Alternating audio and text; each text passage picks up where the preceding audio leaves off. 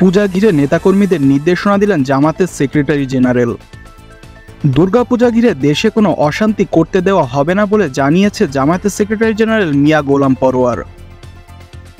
রোববার বৈষম্যবিরোধী ছাত্র আন্দোলনের শহীদদের স্বজনদের সঙ্গে মতবিনিময় ও আর্থিক সহায়তা প্রদান অনুষ্ঠানে তিনি এমন কথা বলেন।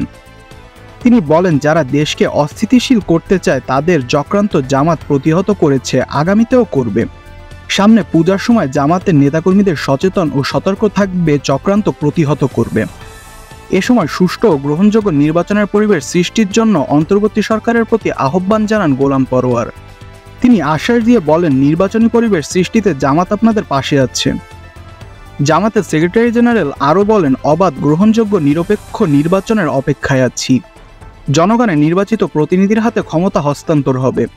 যৌক্তিক সময়ের মধ্যে রাষ্ট্র সংস্কার করে নির্বাচনের রোডম্যাপ দেওয়ার ঘোষণা করে শহীদদের রক্তের ঋণ শোধ করতে হবে।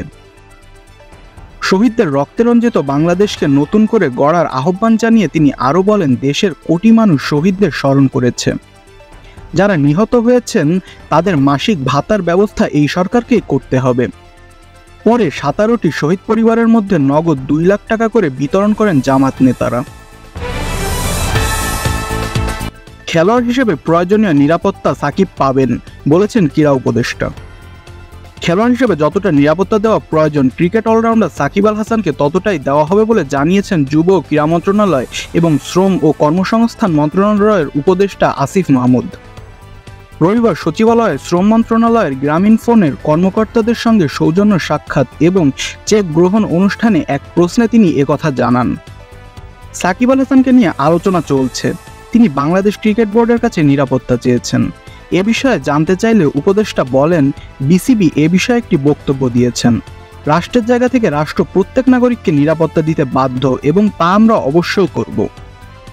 তিনি বলেন, এখানে সাকিব আল হাসানের পরিচয় দুটি, এটি আমাদের মনে রাখতে হবে। খেলোয়াড় হিসেবে একটি পরিচয়, আরেকটি হলো রাজনৈতিক পরিচয়। তিনি আওয়ামী লীগের প্যানেল থেকে এমপি নির্বাচন করেছেন। মানুষের মধ্যে তো দুটি নিয়েই মিশ্র প্রতিক্রিয়া আছে। তিনি আরও বলেন, এখন খেলোয়াড় হিসেবে একজন খেলোয়াড়কে যতটা নিরাপত্তা দেওয়ার দায়িত্ব তা অবশ্যই আমরা দেব। দেশে এলে আমরা তা দেব। তার নামে যে হত্যা মামলা হয়েছে সে বিষয়ে আমরা ইতোমধ্যে বলেছি। আইন মন্ত্রণালয় বলেছে যে সংশ্লিষ্টতা না থাকলে প্রাথমিকভাবেই বাদ দেওয়া হবে। উপদেষ্টা আসিফ বলেছেন, সাকিব আল হাসানের রাজনৈতিক পরিচয়ের কারণে জনগণের মধ্যে যদি ক্ষোভ থাকে তাহলে মনে করুন আমার নিরাপত্তার জন্য 5 জন পুলিশ কনস্টেবল এবং 1 জন গানম্যান থাকেন। আমার উপরে যদি দেশের 16 কোটি জনগণের ক্ষোভ থাকে তাহলে তারা আমাকে কি নিরাপত্তা দেবেন? তিনি বলেন, জনগণের যদি কোথাও ক্ষোভ থাকে তাহলে সেটা আমাকে কমাতে হবে। আমার মনে হয় তার নিজের জায়গা পরিষ্কার করা প্রয়োজন। রাজনৈতিক জায়গা থেকে তার যে রাজনৈতিক অবস্থান তা নিয়ে কথা বলা প্রয়োজন। অলরেডি মাশরাফি বিন মুর্তজা কথা বলেছেন। উপদেষ্টা আরও বলেন, জনগণের পক্ষ থেকে যদি নিরাপত্তার ঝুঁকি থাকে সেটা কেউকে আসলে দিতে পারবে না। শেখ হাসিনাকেও নিরাপত্তা দেওয়া যায়নি, তাকে দেশ ছেড়ে পালাতে হয়েছে। সে জায়গায় রাজনৈতিক বিষয়টি পরিষ্কার করা প্রয়োজন বলে মনে করি। প্রত্যেক খেলোয়াড়কে নিরাপত্তা দেওয়াই আমাদের দায়িত্ব এবং সে দায়িত্ব আমরা পালন করি। নাসরুল্লাহর হত্যাকে ন্যায় বিচারের প্রতীক বললেন বাইডেন।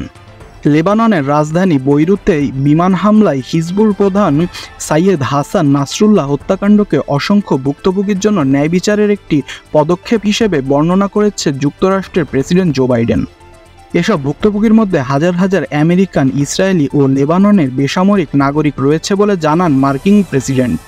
শনিবার হোয়াইট হাউস থেকে প্রকাশিত এক বিবৃতিতে বাইডেনের এসব কথা বলেন বলে এক প্রতিবেদনে জানিয়েছে বিবিসি। বিবৃতিতে বাইডেন বলেন, হিজবুল্লাহ, হামাস, ইয়েমেনের হুতি ও যে কোনো ইরান সমর্থিত সন্ত্রাসী গোষ্ঠীর বিরুদ্ধে ইসরায়েলের আত্মরক্ষার অধিকার সমর্থন করে যুক্তরাষ্ট্র। হাসান নাসরুল্লাহ এবং তার নেতৃত্বাধীন সংগঠন হিজবুল্লাহ 4 দশক ধরে সন্ত্রাসের মাধ্যমে শত শত আমেরিকানকে হত্যা করেছে। ইসরায়েলি বিমান হামলায় তার মৃত্যু তার অসংখ্য ভুক্তভোগীর জন্য ন্যায় বিচারের প্রতীক। এই ভুক্তভোগীর মধ্যে হাজার হাজার আমেরিকান, ইসরায়েলি এবং লেবানিজ নাগরিক রয়েছে। এছাড়া মার্কিন সেনা সদর দপ্তর পেন্টাগনকে মধ্যপ্রাচ্যে মার্কিন সামরিক বাহিনীর প্রতিরক্ষা অবস্থান জোরদার করার নির্দেশও দিয়েছেন তিনি। এদিকে হাসান নাসরুল্লাহ হত্যাকাণ্ডের প্রতিশোধ নেওয়ার অঙ্গীকার করেছে ইরানের সর্বোচ্চ নেতা আয়াতুল্লাহ আলী খামেনি। ইরানের রাষ্ট্রীয় টেলিভিশনে পড়া এক বিবৃতিতে খামেনি বলেন, হাসান নাসরুল্লাহ একক কোনো ব্যক্তি ছিলেন না, তিনি ছিলেন একটি পথ ও একটি চিন্তাধারা। এই পথ অব্যাহত থাকবে। শহীদদের রক্তের প্রতিশোধে কোনো ছাড় দেওয়া হবে না।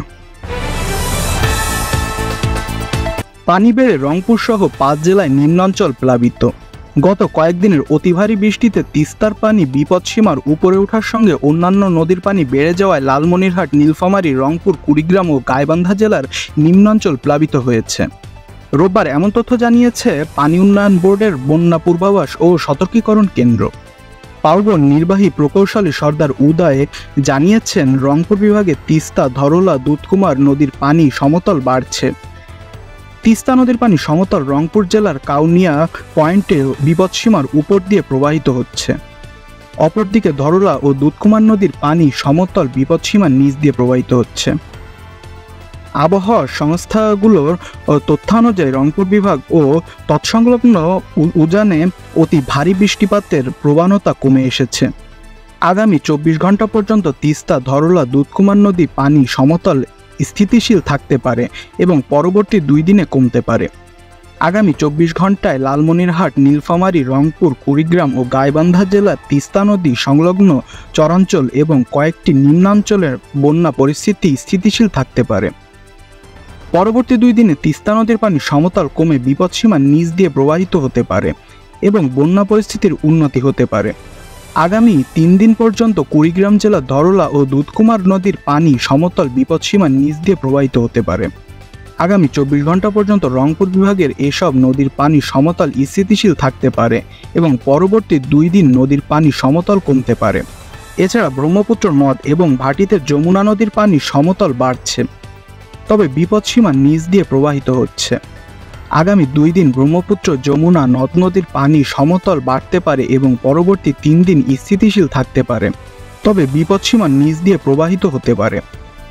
রাজশাহী বিভাগের গঙ্গা নদীর পানি সমতল হ্রাস পাচ্ছে ও তার ভাটিতে পদ্মা নদীর পানি সমতল স্থিতিশীল রয়েছে এবং বিপদসীমার নিচ দিয়ে প্রবাহিত হচ্ছে। আগামী 24 ঘন্টা পর্যন্ত গঙ্গা, পদ্মা নদীর পানি সমতল ধীর গতিতে কমতে পারে। পরবর্তী 1 দিন পানি সমতল স্থিতিশীল থাকতে পারে এবং পরবর্তী 3 দিন বাড়তে পারে, তবে বিপদসীমার নিচ দিয়ে প্রবাহিত হতে পারে। রাজশাহী বিভাগের করতোয়া, আত্রাই, বাঙারি ও ছোট যমুনা নদীর পানি সমতল বাড়ছে। অন্যদিকে মহানন্দা নদীর পানি সমতল স্থিতিশীল এবং বিপদসীমার নিচ দিয়ে প্রবাহিত হচ্ছে। আগামী 24 ঘন্টা পর্যন্ত রাজশাহী বিভাগের এসব নদীর পানি সমতল বৃদ্ধি পেতে পারে, যা পরবর্তী 1 দিন পর্যন্ত স্থিতিশীল থাকতে পারে, তবে বিপদসীমার নিচ দিয়ে প্রবাহিত হতে পারে। পরবর্তী 1 দিন নদীগুলোর পানি সমতল কমতে পারে। এদিকে সিলেট বিভাগে সুরমা নদীর পানি সমতল বাড়ছে। অপরদিকে কুশিয়ারা নদীর পানি সমতল স্থিতিশীল এবং বিপদসীমার নিচ দিয়ে প্রবাহিত হচ্ছে। আগামী 2 দিন নদীগুলোর পানি সমতল স্থিতিশীল থাকতে পারে। পরবর্তী 1 দিন পর্যন্ত সিলেট বিভাগ ও তৎসংলগ্ন উজানে ভারী বৃষ্টিপাতের প্রবণতা রয়েছে, যার পরিপ্রেক্ষিতে সুরমা ও কুশিয়ারা নদীর পানি সমতল বাড়তে পারে, তবে বিপদসীমার নিচ দিয়ে প্রবাহিত হতে পারে। আবার চট্টগ্রাম বিভাগের সাঙ্গু ও গোমতী নদীর পানি সমতল কমছে। অপরদিকে মুহুরী, ফেনী, হালদা ও মাতামুহুরীর পানি সমতল স্থিতিশীল। এসব নদ নদীর পানি বিপদসীমার নিচ দিয়ে প্রবাহিত হচ্ছে। আগামী 2 দিন পানি সমতল স্থিতিশীলই থাকতে পারে। পরবর্তী 1 দিন পর্যন্ত চট্টগ্রাম বিভাগ ও তৎসংলগ্ন উজানে ভারী বৃষ্টিপাতের প্রবণতা রয়েছে, যার পরিপ্রেক্ষিতে চট্টগ্রাম বিভাগে মুহুরী, গোমতী ও ফেনী নদীর পানি সমতল বাড়তে পারে, তবে বিপদসীমার নিচ দিয়ে প্রবাহিত হতে পারে। হালদা, মাতামুহুরী ও সাঙ্গুর পানি সমতল স্থিতিশীল থাকতে পারে।